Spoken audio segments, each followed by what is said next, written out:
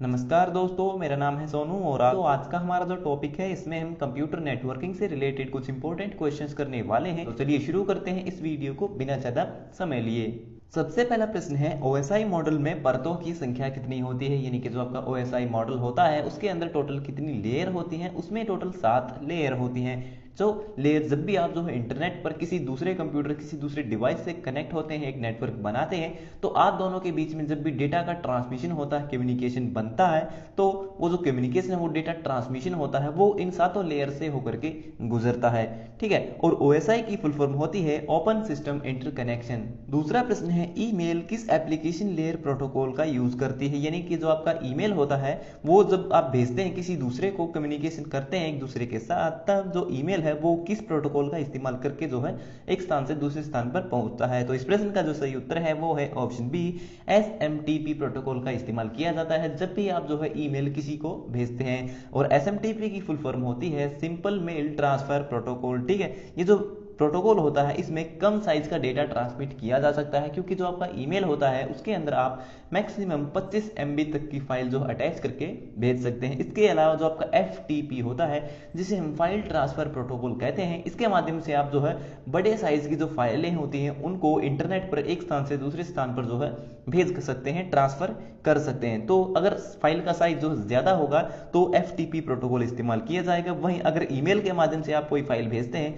या फिर ईमेल ही भेजते हैं तो उस समय SMTP प्रोटोकॉल इस्तेमाल किया जाता है। इसके अलावा जो HTTP है जिसे हम हाइपर टेक्स्ट ट्रांसफर प्रोटोकॉल कहते हैं, ये कि जो है एक प्रोटोकॉल है। जब भी कोई वेबसाइट आप इंटरनेट पर देखते हैं तो वहां पर आपको 2 तरह की वेबसाइट देखने को मिलती है।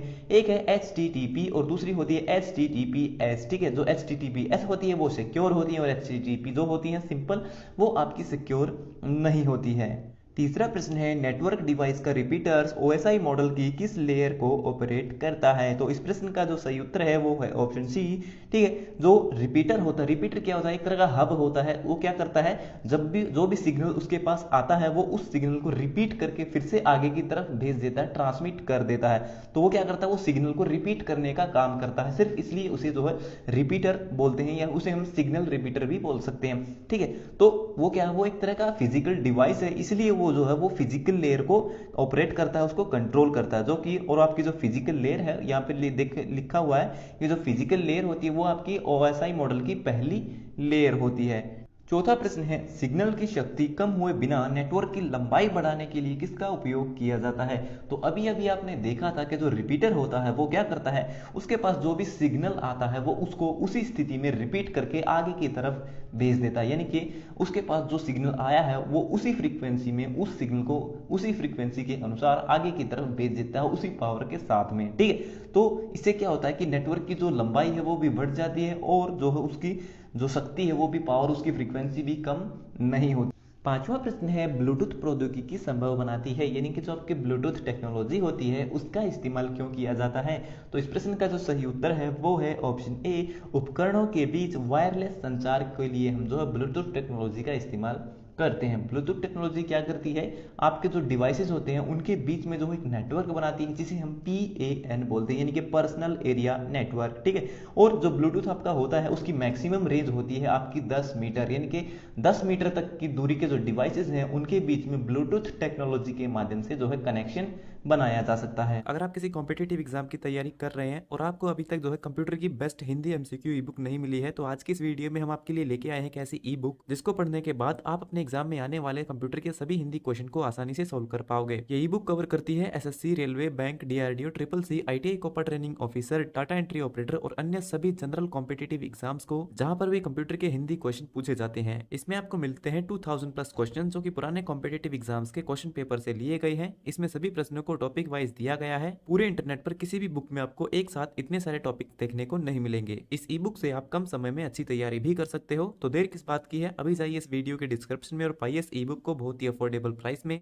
छठा प्रश्न है, मॉडेम का पूरा नाम क्या होता है। यानी कि जो आपका मॉडेम होता है जिसके माध्यम से आप इंटरनेट से या फिर अपने कंप्यूटर को जो है मोबाइल टेलीफोन लाइन से कनेक्ट करते हैं, उस डिवाइस का पूरा नाम क्या है। तो इस प्रश्न का जो सही उत्तर है वो है ऑप्शन ए, मॉडेम का फुल फॉर्म होती है मॉड्यूलेटर और डीमॉड्यूलेटर। ये क्या करता है, ये आपके एनालॉग सिग्नल को डिजिटल सिग्नल में बदलता है और डिजिटल सिग्नल्स को एनालॉग सिग्नल्स में बदलता है, क्योंकि जो आपका कंप्यूटर है वो डिजिटल सिग्नल को समझता है और जो आपकी मोबाइल टेलीफोन लाइन होती है उनके अंदर जो डेटा ट्रांसमिट होता है वो एनालॉग सिग्नल के रूप में होता है। सातवां प्रश्न है WWW को किसने बनाया था, यानी कि जो आपकी वर्ल्ड वाइड वेब है उसको सबसे पहले किसने बनाया था। तो इस प्रश्न का जो सही उत्तर है वो है ऑप्शन बी, टिम बर्नर्स-ली। वो व्यक्ति हैं जिन्होंने वर्ल्ड वाइड वेब को बनाया था। इसके अलावा टिम बर्नर्स-ली ने जो है जो आपकी HTML लैंग्वेज होती है जिसके माध्यम से किसी भी वेबसाइट को बनाया जाता है, उसका स्ट्रक्चर तैयार किया जाता है, उस HTML लैंग्वेज को भी आपके टिम बर्नर्स-ली ने ही बनाया था। इसके अलावा जो आपको ऑप्शन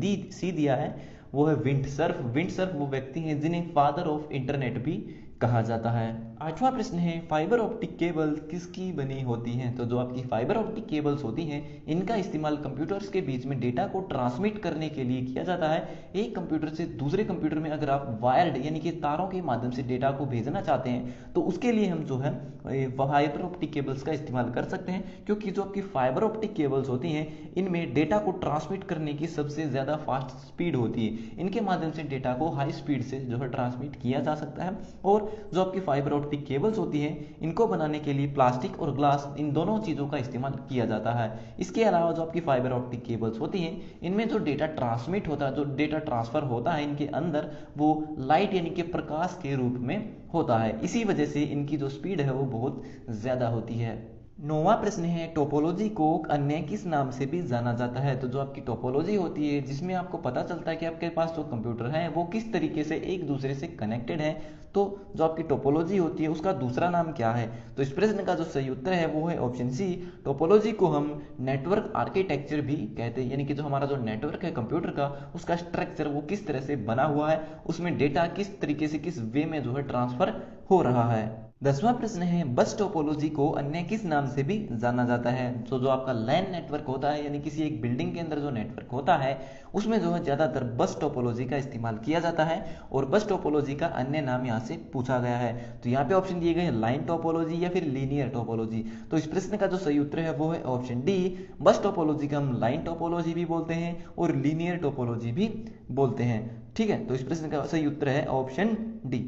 अगला प्रश्न है नेटवर्क में प्रत्येक डिजिटल डिवाइस की अलग पहचान के लिए किसका प्रयोग किया जाता है। यानी कि इंटरनेट पर जितने भी डिवाइसेस है, चाहे वो कंप्यूटर है, मोबाइल है, चाहे कुछ भी है, अगर वो किसी न किसी तरीके से नेटवर्क या फिर इंटरनेट से कनेक्टेड है तो उसके पास एक विशेष आईडी होती है जिसे हम कहते हैं आईपी। और आईपी की फुल फॉर्म होती है इंटरनेट प्रोटोकॉल, जिसके माध्यम से किसी भी डिवाइस की पहचान की जाती है कि इंटरनेट पर किस डिवाइस ने कौन सा काम किया है। और इसी आईपी एड्रेस के माध्यम से कोई भी इंटरनेट पर अगर कोई क्राइम करता है तो जो पुलिस वाले होते हैं वो पता लगा लेते हैं कि ये जो क्राइम है, ये जो काम किया गया है इंटरनेट पर, ये है किस कंप्यूटर या किस मोबाइल के माध्यम से किया गया है। 12वां प्रश्न है WLAN की फुल फॉर्म क्या है। तो जो आपका लैन नेटवर्क होता है किसी भी बिल्डिंग के अंदर, लैन नेटवर्क भी तो आपके दो तरह के, एक होते हैं आपके वायर के माध्यम से जो कि कनेक्ट होता है, दूसरा होता है वाईफाई के माध्यम से जिसमें जो कंप्यूटर्स कनेक्टेड होते हैं। तो जब जो डिवाइसेज होते हैं वो वाईफाई के माध्यम से कनेक्टेड हो यानी कि वायरलेस वे में जो एक दूसरे के साथ जुड़े हुए होते हैं तो उसे हम WLAN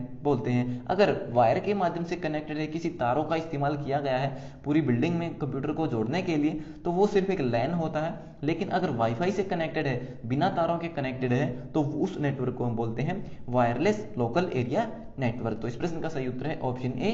तो ये हो गए हमारे आज के सभी प्रश्न कंप्लीट। सो वीडियो देखने के लिए धन्यवाद। अगर आपका कोई सवाल है तो आप कमेंट बॉक्स में लिख करके पूछ सकते हैं। तो मिलते हैं हमारी अगली वीडियो में, तब तक के लिए नमस्कार।